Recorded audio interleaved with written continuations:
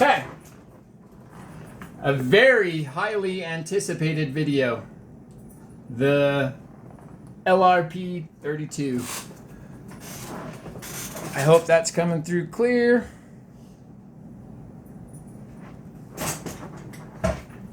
LRP32. Just cut the seal, baby. She's used now.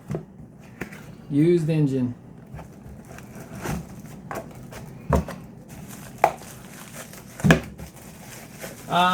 So in the box, we get an engine that the stop isn't even over the top anymore. It's just on the side. Glow plug installed. I mean, that was a factory seal that I just cut, so I'm not too worried about it.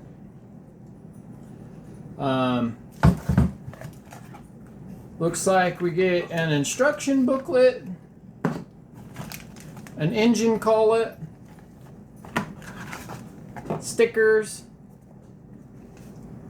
box. Yeah. All right. So I'm gonna hit pause. I'm gonna rip this thing down, right? I mean, you know, out of the box, it looks absolutely beautiful.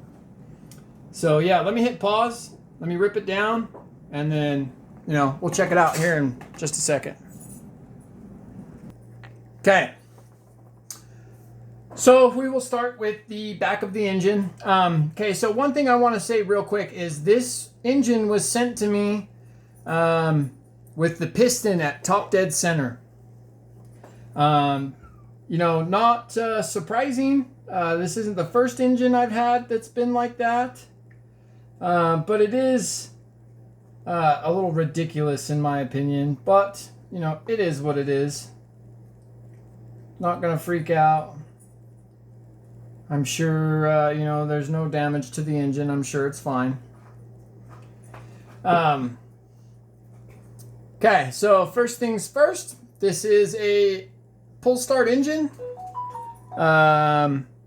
Be really careful on these SH pull starts when you pull them apart. Make sure you use a butter knife or this thing will fall apart. And don't lose the spring inside. That keeps the starting shaft inward. Nothing fancy there, standard pull start. Okay, so backplate. Backplate is a inserted backplate.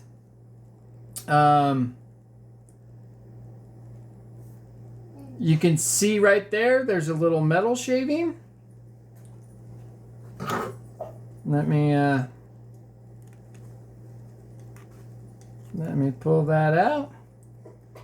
So, little teeny metal shaving. You know, once again, nothing to really fuss about, but something to always be paying attention to, and why you disassemble your engines before you fire them up.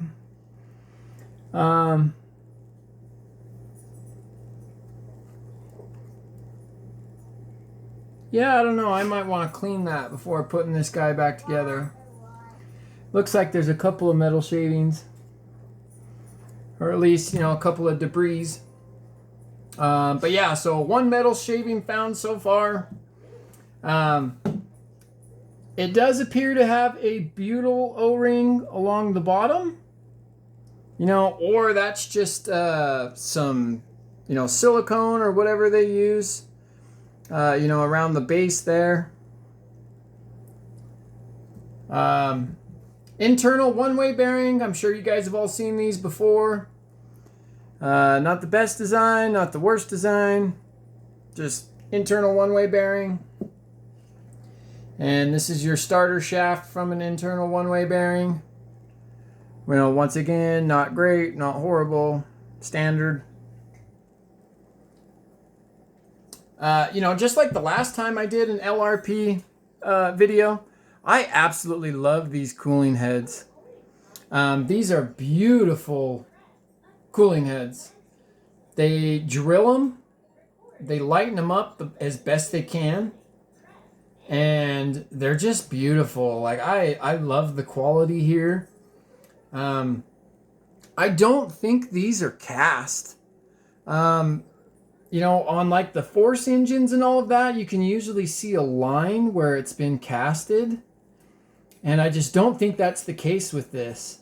I'm pretty positive these are CNC'd and then anodized.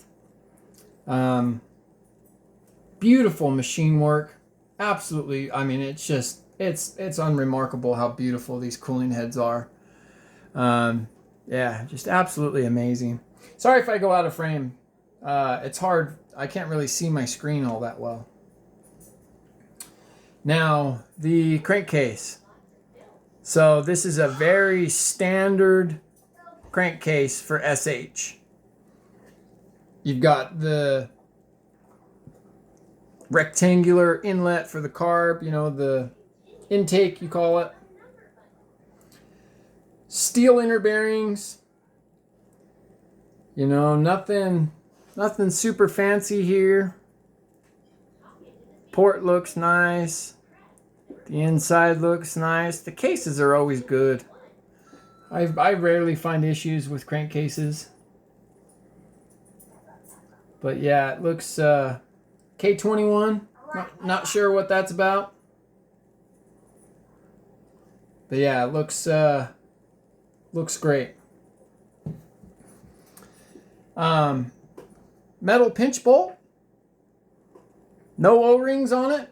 That's kind of odd to see in my opinion. I think I'm going to probably put some RTV on that after I put it together, just to make sure it's not drawing air from right there. Just because it's a metal carb. If it was a plastic carb, I probably wouldn't worry about it. But because it's metal, I'm going to do something about it. Okay. So we have our standard X-Tech carburetor. You know, I've heard that these things are junk, and we're going to put it to the test. It is a 2-needle carb, right?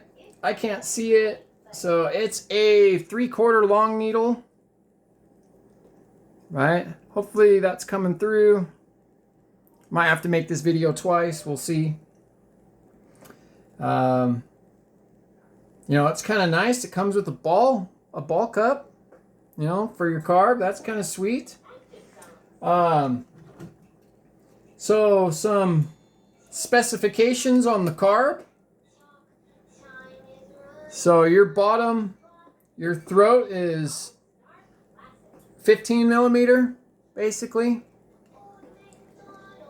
Your inner carb inlet, 9 millimeter. So it's got a 9 millimeter Venturi.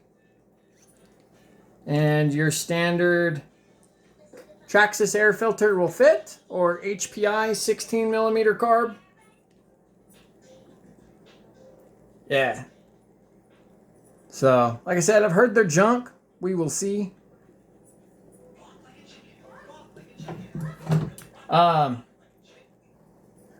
Now let's look at the head shim stack. So it did come with one. That's definitely more than one shim there. They're just absolutely stuck together. So 3 shims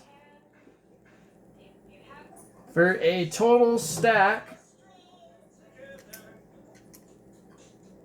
A total shim stack of 5 millimeter. And that one's so thin that it's just instantly bending. So I will probably put that one in the middle of the other two, just to make sure that gets a good seal. But yeah, 5 millimeter shim stack. So it is a standard head button, nothing fancy. It came with a R5 glow plug. I put R5s in all of my engines, and then R6 in the 5.9. So the 0.36 is when I step up to the R6. But for a 32, I would choose a R5 as well. Now this crank is just absolutely beautiful.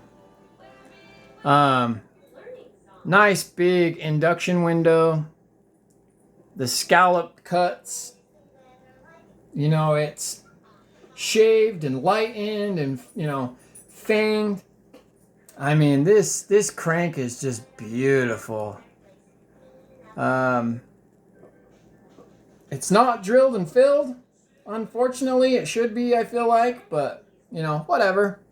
It's an RTR engine. So, our piston,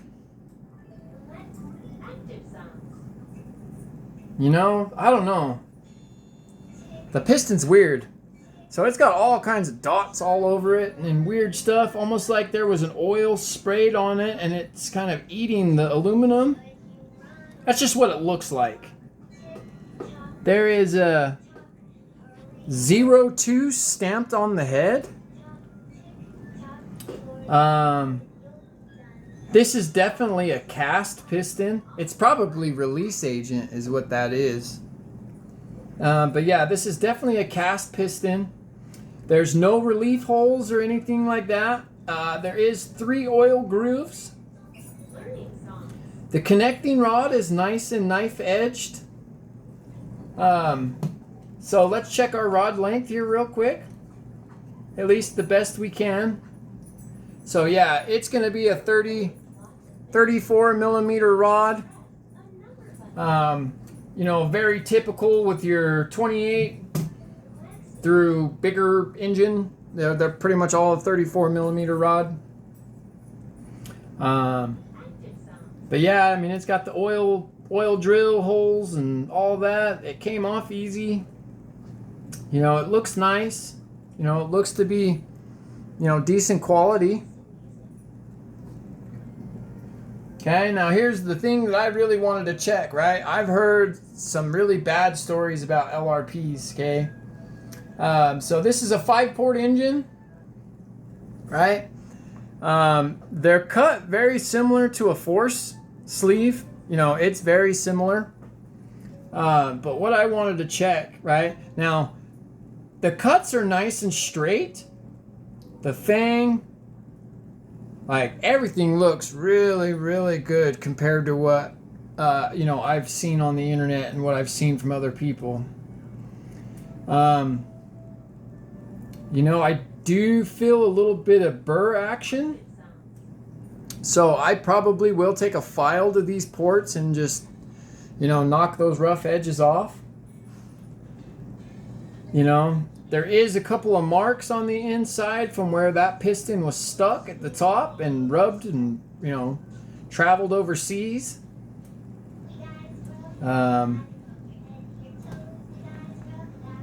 You know,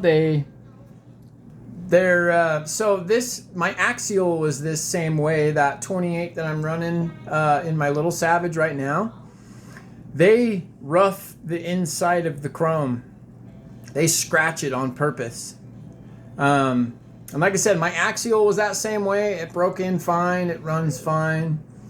But, you know, just something to be aware of. It's not a manufacturing defect.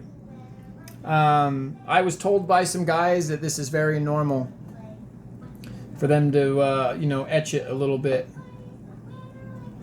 But what a beautiful sleeve. What a beautiful engine. Well, you know, that's it, man. This is the LRP, you know, zr.32 spec 4. This is what you get.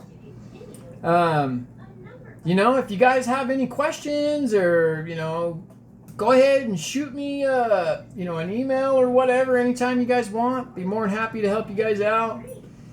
And, you know, bash on, brothers. Have a good one.